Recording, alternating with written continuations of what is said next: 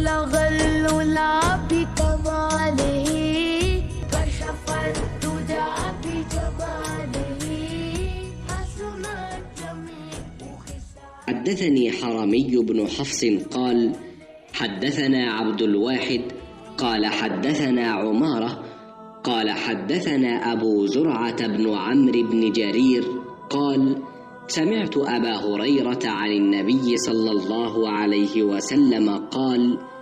انتدب الله لمن خرج في سبيله لا يخرجه إلا إيمان بي وتصديق برسلي أن أرجعه بما نال من أجر أو غنيمة أو أدخله الجنة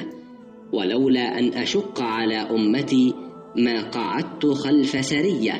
ولوددت أني أقتل في سبيل الله ثم أحيا ثم أقتل ثم أحيا ثم أقتل.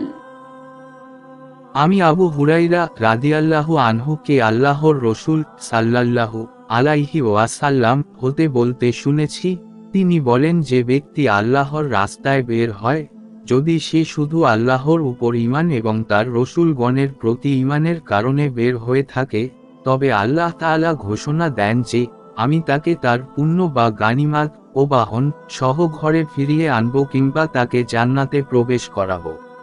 আর আমার উম্মতের উপর কষ্টদায়ক হবে বলে যদি মনে না করতাম তবে কোনো সেনাদলের সঙ্গে না গিয়ে বসে থাকতাম না।